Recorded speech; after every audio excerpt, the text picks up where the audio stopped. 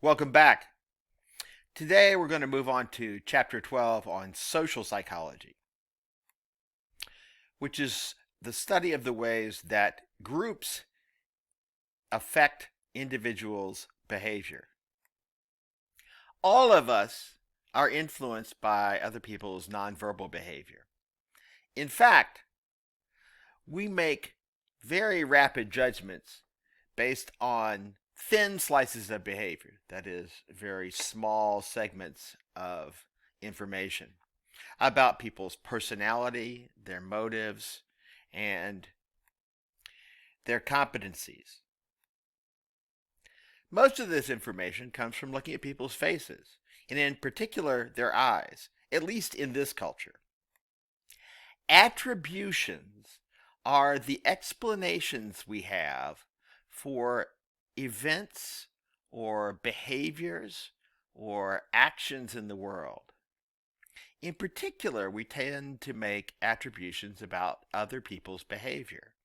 And we can break these into two major types: personal or dispositional attributions, that is, attributing the behavior to people's innate personality, tendencies, temperament, and situational attributions, in which we attribute behavior to external events, the weather, other people's actions, the situational factors that surround all of us all the time.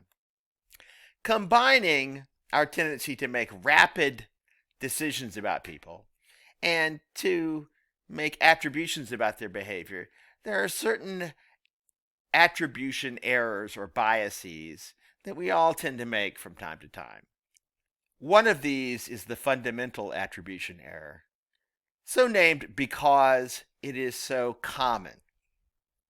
This is our tendency to explain other people's behavior in terms of dispositional or personal traits, and to underestimate the situational factors that influence their behavior. Another bias that we tend to make is the actor-observer bias.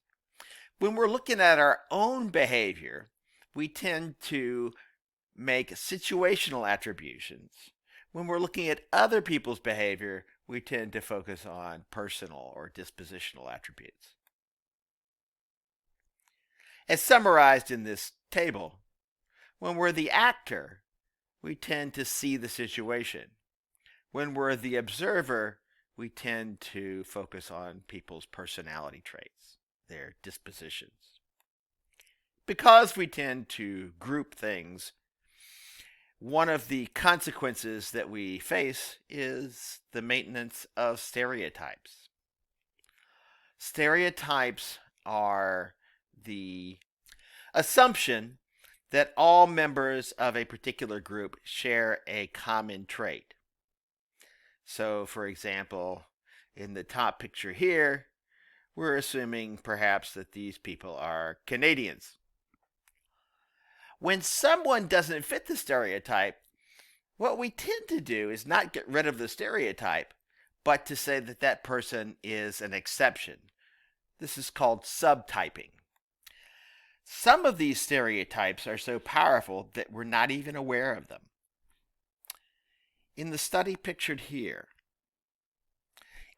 white subjects were shown a picture of either a white face or a black face, and then were shown a picture of either a weapon or a tool.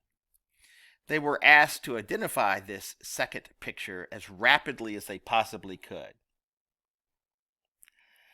When they were shown the picture of a black face, they were more likely to misidentify the tool as a gun and faster to identify the guns than when they were shown a white face.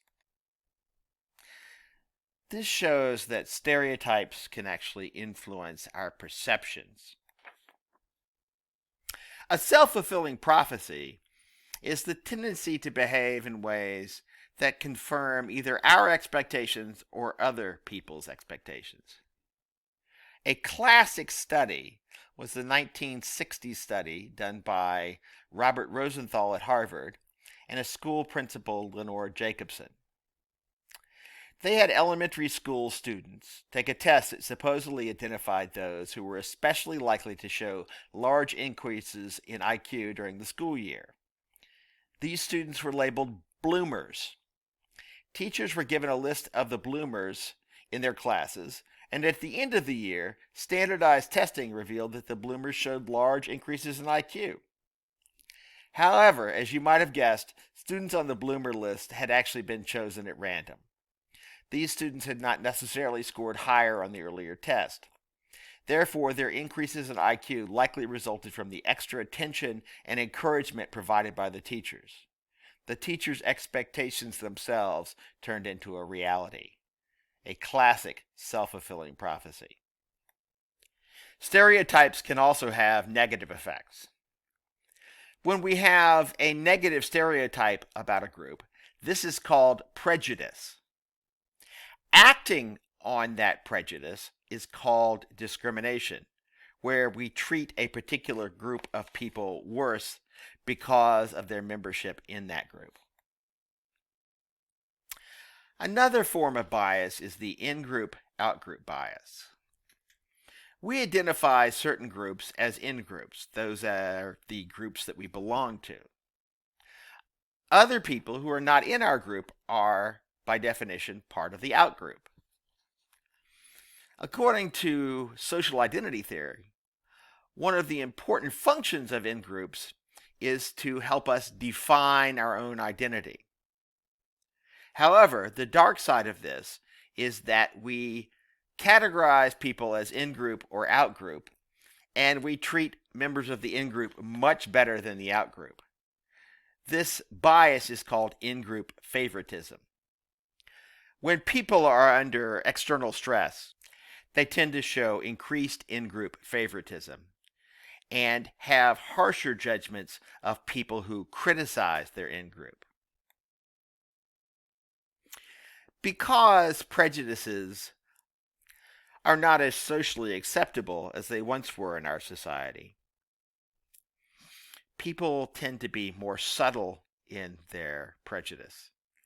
One example of this is called modern racism, which is the subtle forms of racist beliefs and behavior that coexist along with overt denials of that very prejudice. Competition can increase intergroup antipathy. A classic example is the 1961 Robbers Cave study, in which the researchers took two groups of middle school boys and had them engage in a series of competitions. Within a relatively short period of time, the boys, who did not know each other before, came to have very strong antipathy toward the other group and engaged in a number of destructive acts.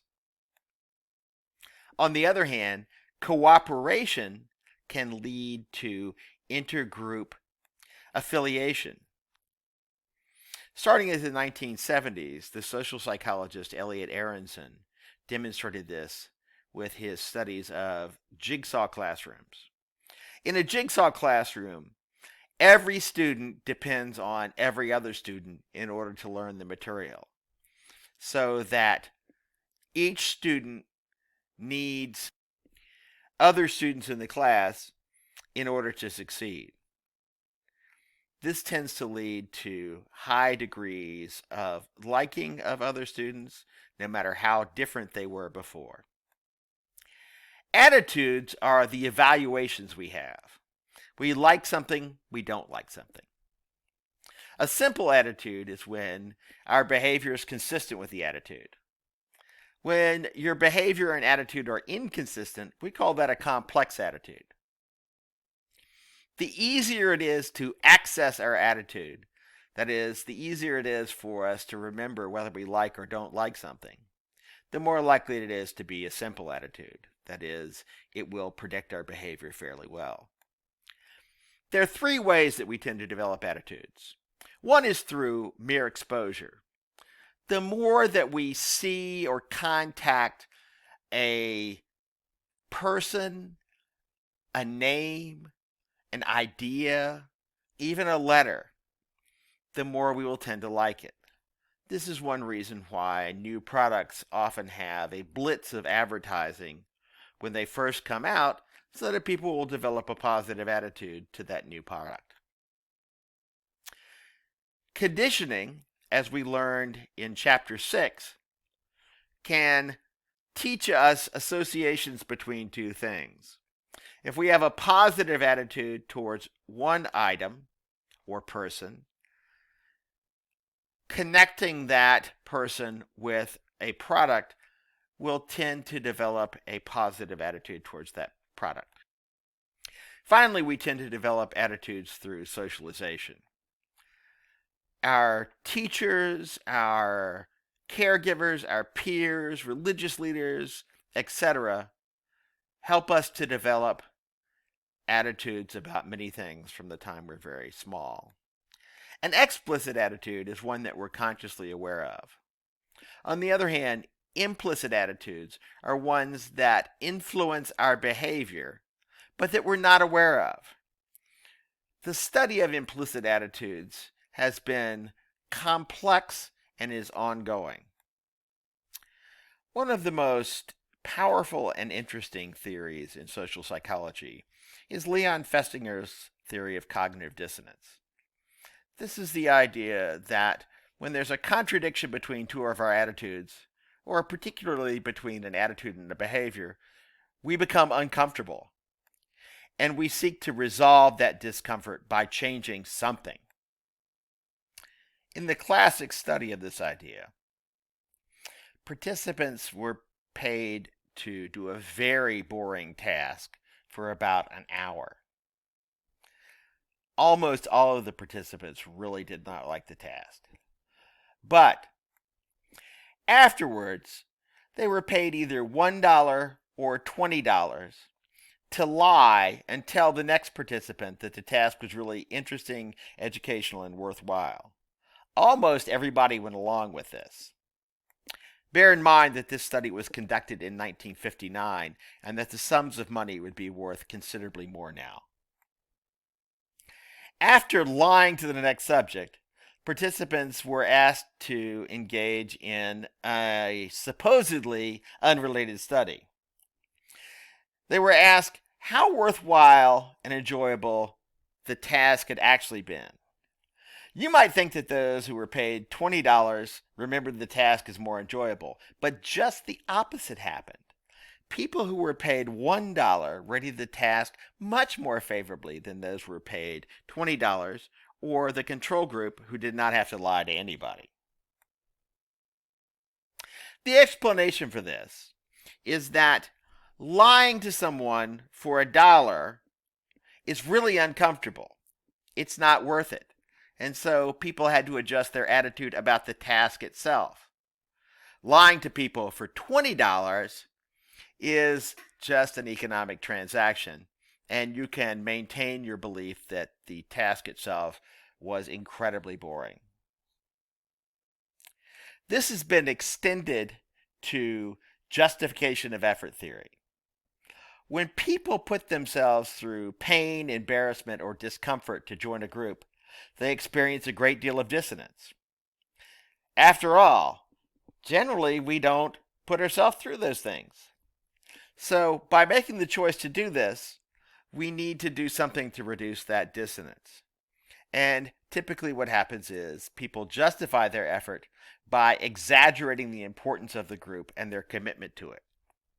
The harder a group is to get into, the more people are devoted to it. Attitudes can also be changed, and the active process of trying to change people's attitudes is called persuasion.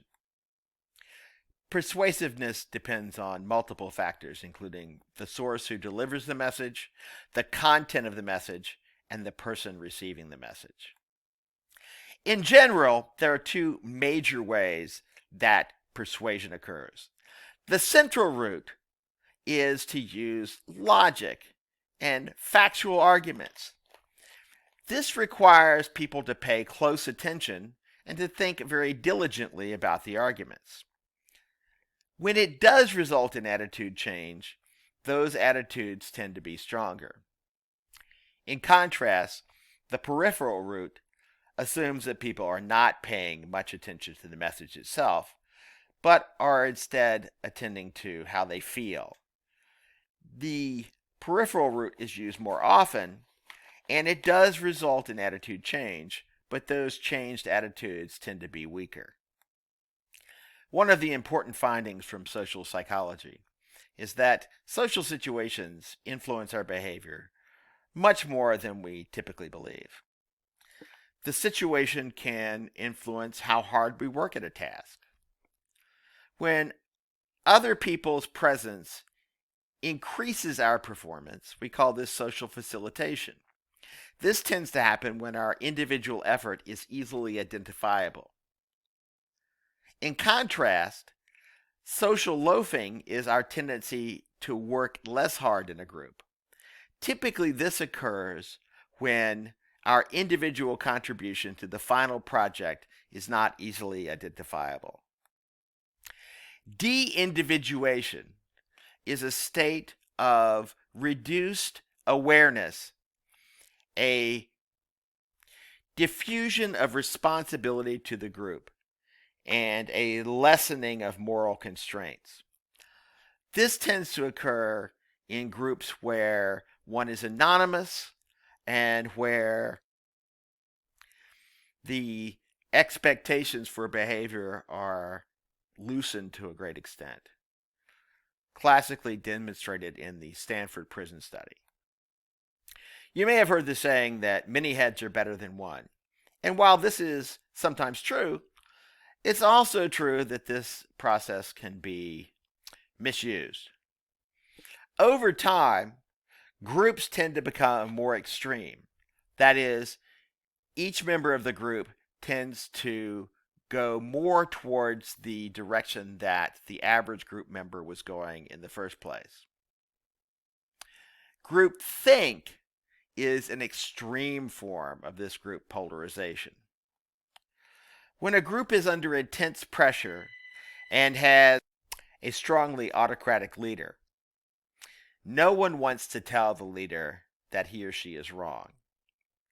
And so groups in this case tend to make erroneous decisions because there is not free and full discussion of the alternatives.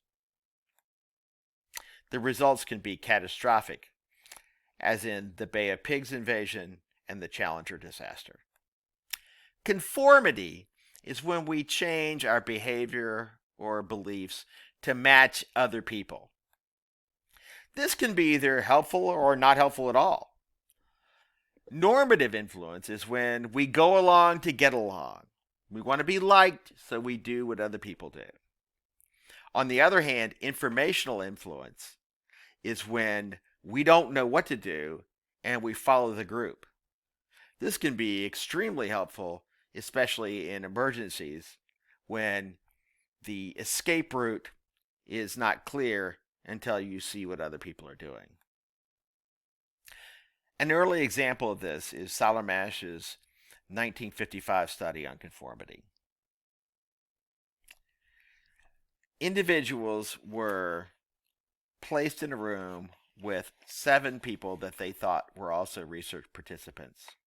However, the other persons in the room were actually research assistants. The task was to look at a reference line and then determine which of 3 comparison lines was the same length. On 12 of the 18 trials, the research assistants all deliberately gave the same wrong answer. After hearing 5 wrong answers, the participants had to state their answer. Then the other 2 research assistants gave their answer. About a third of the time, the participant went along with the wrong answers. They gave an answer they knew to be false. Over multiple trials, 3 of 4 real participants conformed to the incorrect answer at least once. Social norms are those standards of conduct and appearance that groups tend to enforce by excluding people who violate them. All societies have social norms, and societies vary a great deal in terms of how much flexibility or looseness people have in conforming to them. In contrast to conformity, compliance is when other people ask us directly to do something. And there are three typical strategies that people use. One is the foot in the door. If you agree to a small request, you're more likely to comply with a larger request. This is often used in sales techniques. When you go to a car dealership, they ask you first to take a test drive, to let them evaluate your car for a trade-in, etc. And you slowly put more and more time into it until you're more likely to buy the car. The flip side of this is the door in the face. Jewelry stores often use this. They will show you a very expensive item, knowing that you're unlikely to buy it. But this makes you more likely to buy something slightly down the price range, but higher than you would have spent otherwise.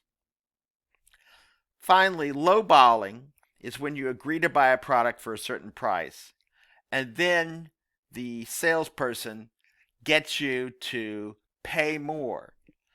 Oh yeah, there are taxes and titles and fees with this.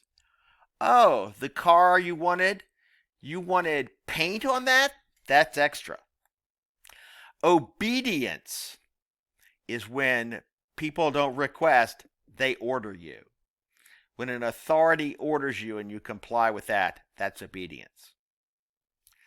In Stanley Milgram's classic experiment on obedience, participants responded to an advertisement for a study on learning. When they arrived at the study session, they were told that they would be teaching another participant to learn by punishing them for wrong answers. The punishment was administering shocks of increasing intensity. The other subject was actually an actor, and no real shocks were administered. As the experiment progressed, the learner protested more and more, finally screaming and then becoming silent. In spite of this, 2/3 of the participants increased the shock level up to its maximum level, even after the supposed learner stopped responding. This was in contrast to predictions made before the experiment. Aggression is defined as a behavior that involves intention to harm someone else. There are a number of components that go into aggression. For example, one hypothesis, the frustration-aggression hypothesis, suggests that the more frustrated we feel, the more likely we are to act aggressively. Consider road rage that increases when people are in a hurry and someone's in the way. Social factors also affect aggression.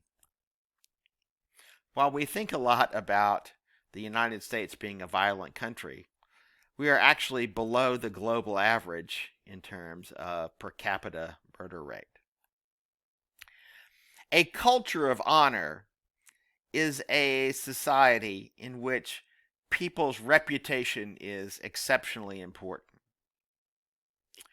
In one study demonstrating this, individuals were asked to fill out a questionnaire and then take it down the hall and turn it in to the receptionist. Along the way, they were bumped and insulted by a research assistant. Participants who were from the southern United States were more likely to be angry, to have increased production of stress hormones, and to squeeze the experimenter's hand strongly afterwards than were subjects from the North. The honor culture in the southern U.S. requires that men not put up with insults. And in fact, the homicide rate in the southern United States is higher than other areas of the country. And this difference in homicide rates is largely resulting from homicides due to arguments rather than homicides that occur in connection with some other crime. Lest you think that this is all doom and gloom, people can also be pro-social. They can help other people. This is common, and we see this every day. Altruism is the act of providing help when there's no apparent reward for doing so. We tend to do this more with people who are closely related to us and in situations where we expect that other people may return the favor in the future. Bystander intervention is a complex phenomenon. The Kitty Genovese story is a tragic one in which a young woman was murdered by being stabbed to death while walking home from work. The initial reports were that 38 people saw the murder and didn't call the police because they thought someone else would do it. The truth is somewhat more complicated. While many people didn't want to get involved, at least one person eventually did come to Kitty's aid. In the Clever Smoke study, research subjects were placed into a room filling out a form, either with another person who was also a research subject, by themselves, or with two research assistants who were instructed not to respond when smoke filled the room. When the real subjects were with a single other subject, they were faster to get help than when they were in with two research assistants who didn't go for help. This demonstrates that we tend to look to others for clues about what to do in a situation. Most people have relationships with friends and with romantic partners. Both friendships and romantic partners are more likely when we are in proximity to people, that is, when we see them often. In addition, being similar to the other person makes it more likely that we'll like them either as a friend or as a potential partner.